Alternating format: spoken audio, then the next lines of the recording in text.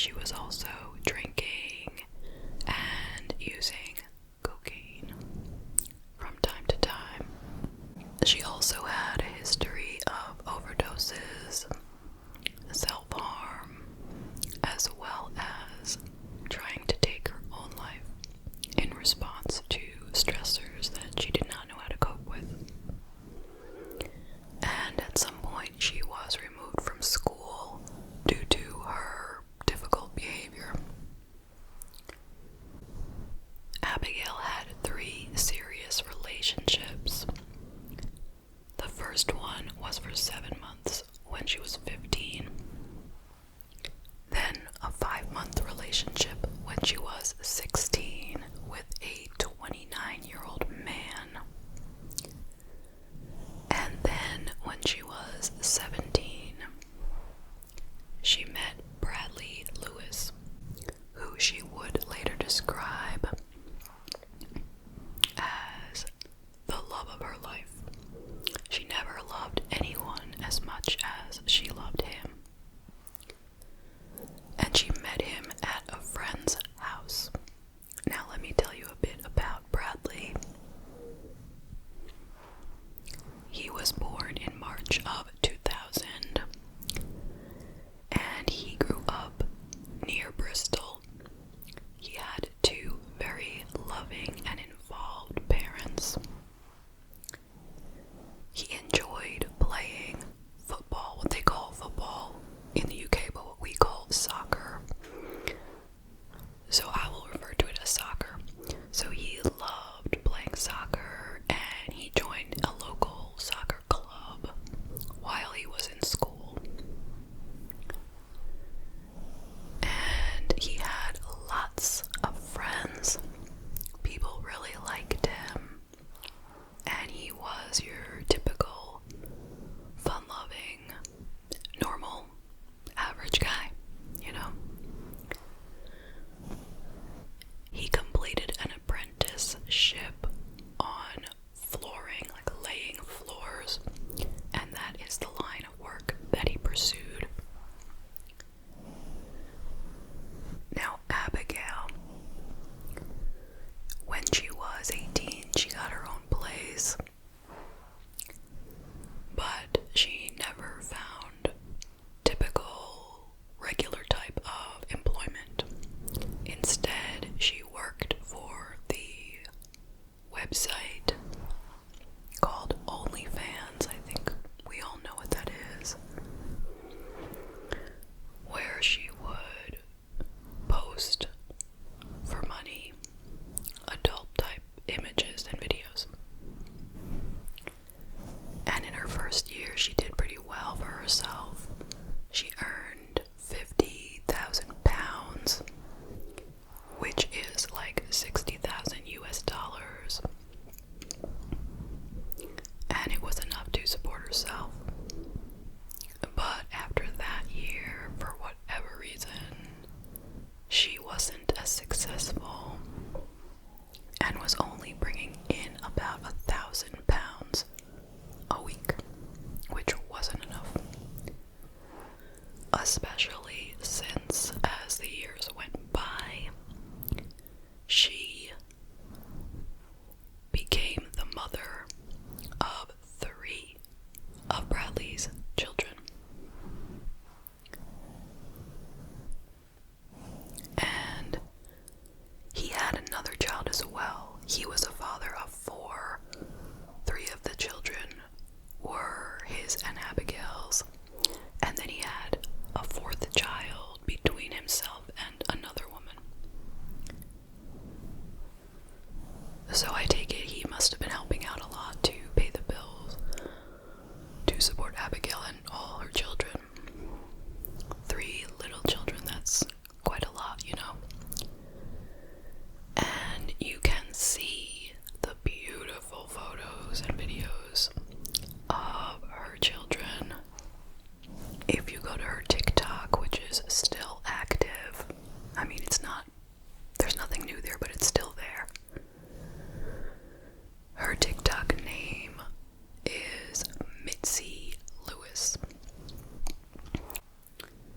Now, I can't tell you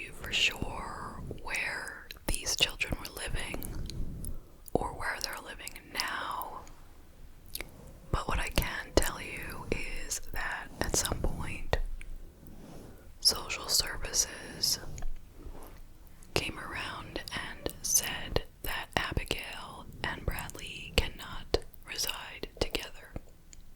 And there's no further explanation of why or what that means, but I will very lightly assume that possibly the children were living with her, and the relationship between the two of them was so volatile that they did not want Bradley to come around and get into fights in front of the kids, so he could not live there. That's just me guessing, okay? I don't know.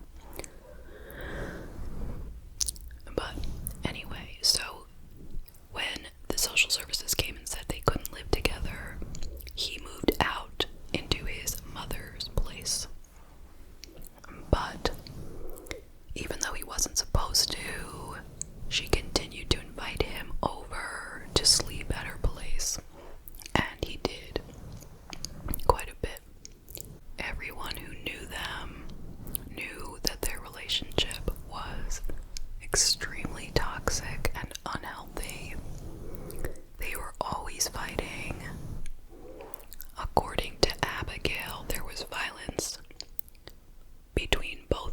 Both were involved in committing violent acts to the other. Although we have no evidence to show that Bradley ever was violent, so we don't know if that's true or not. You will hear, as I keep going, that there was evidence to show that Abigail was violent to Bradley. And Bradley's friends would often tell him that she was a, quote, psycho, and he needed to get out of the relationship. But he stayed, and possibly because of the children, or I really can't say why exactly he stayed, but he did. Now, in 2022, Abigail became pregnant again, and Bradley questioned if the baby was his, and she insisted that it was, even though both of them admittedly had been unfaithful to each other on multiple occasions. But she said, this is your child, and he didn't want her to keep the child. And she seemed quite, upset and distressed over the whole thing. But ultimately, in March, she did terminate the pregnancy. On March 19th, 2022, after the two of them had a very, very heated argument, she stabbed him in the arm, which required medical attention. And when he went to get his arm taken care of, he told them that it happened during soccer. He didn't want to get her in trouble, and he went back to her. Now, multiple times, he would tell her he wanted to break up, but it never happened. She always told him that she would take her life, and he was scared. So even after so many arguments, so many fights, even after having been stabbed in the arm, he stayed with her. And then one day he decided, I've had enough. It was March 25th, 2022, and he asked her to meet him at a public park. So they went to the park, and he told her that he didn't want to be together anymore. So you can imagine she was quite upset. And following that, they went with some friends to a local pub, where she proceeded to use some cocaine, as well as to drink quite a lot. So all that on top of her being very upset about him suggesting that they break up. So she was acting quite unhinged, let's say.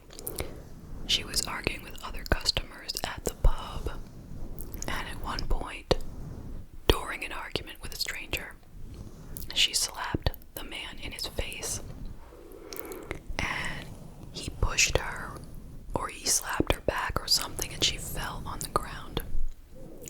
At which point, she was pretty mad that Bradley hadn't done anything to defend her. So she went and threw his drink in his face. And then Bradley's friend told her to stop behaving like this, and then she spat in his face. And all this, and it's only about 7:50 p.m. So they left. I believe they were thrown out, but I'm not sure. So Bradley's friend drove them back to Abigail's place in Kingswood. The friend said they were arguing the entire ride home. And when Abigail got out of the car, Brad said to his friend, "I'm dead when I get home." That's a quote. So that was 7:50. Meanwhile, around 8 p.m., so 10 minutes later, Abigail comes running out of her place, screaming for a neighbor to contact 999, which is like 911 in America, because she couldn't get a signal on her phone and Brad needed an ambulance. So this neighbor came running to see what was happening and saw that Brad was laying on his back in their kitchen, covered with blood, and there was blood everywhere. She saw a knife, a bloody knife laying on the radiator. So of course she called 999, and the ambulance came and they took Bradley to the hospital, and they brought Abigail as well to accompany him. And she insisted that he had stabbed himself because they had been having an argument, and he stabbed himself because he was so upset. Now, sadly, he had surgery. They tried to save him, but he lost his life around 1:30 a.m. on March 26th due to blood loss. It was just one stab wound that went into his chest and hit his heart. So, Bradley's friends told the police that he had very recently told Abigail that he had been unfaithful and wanted to break up, and that she had been extremely upset. So she was arrested under suspicion of murder. And of course, she continued to say that he did it to himself. But the evidence wasn't looking so great for her. They found a bloody t-shirt. They found a mop covered with blood. There was blood in several of the rooms on the first floor. And just all the stories from friends about how she had been violent towards him all along. So she decided to accept the charge of manslaughter, but not murder. Now, this wasn't a plea. She wasn't offered a plea deal, but she wanted to go with the defense that it was manslaughter, not murder. So, at the time of trial, in October of 2022, her lawyer stated that she did not intend on killing him, but that she had committed this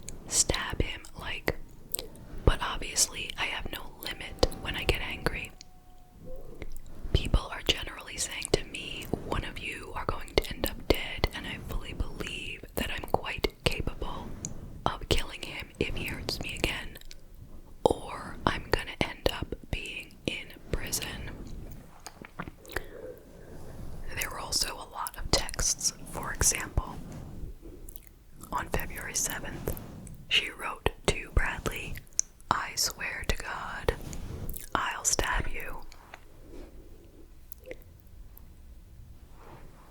The same day, she wrote, "I'm going to kill myself," which she repeated again on February 20th. She also threatened to kill Bradley and another woman in one message. One time she threatened to kill Bradley's mom, and once she said, quote, "I'm going to stab you in the effing neck." So there were plenty of these kinds of messages. Lots of messages of him saying he wanted to break up, and lots of messages saying she was going to take her life. So you can imagine what kind of relationship this was, just a complete disaster. If you go to her TikTok, you can see posts where she belittles Brad, and at the same time, she kind of portrays her life as if it's perfect, you know. She's this beautiful woman and these gorgeous children, and she's just out there living her best life, but it was not true, apparently. The trial went on for 2 weeks until the jury eventually found her guilty of murder. She was sentenced to life in prison and would have to serve a minimum of 18 years. And that's the case. Now, after all was said and done, the local soccer clubs had a charity event where they raised money for the funeral for Brad, and they played a match in his honor and even had his name put on the back of their jerseys. His parents, of course, were absolutely devastated. And let's not forget, he had 4 children. And 3 of these children no longer have a father or a mother because their mother is in prison. And one of the children no longer has a father. So it's a very, very sad, sad story. What do you guys think? I'll tell you some of what I'm thinking. First of all, my heart goes out to everyone who was hurt by this crime. So of course, Bradley, his parents, his children, his friends. He was only 22 when this happened. He was so young. And some might say, well, what, why was he with her? All the victim blaming, which we all know better than to do that, but why did he stay with her? Well, these things happen. We can't always understand them. But it's like the same thing when you ask, why does a battered woman stay with a man? We can't understand it all the time if we haven't been in their shoes. So for whatever reason, unfortunately, he had stayed with her, and this was the result.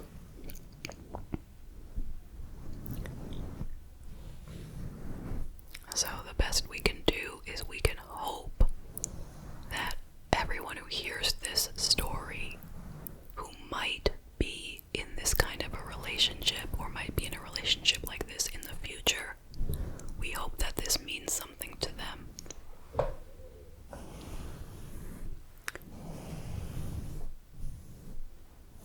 It's hard to believe when you watch her TikToks that this woman killed the father of her children.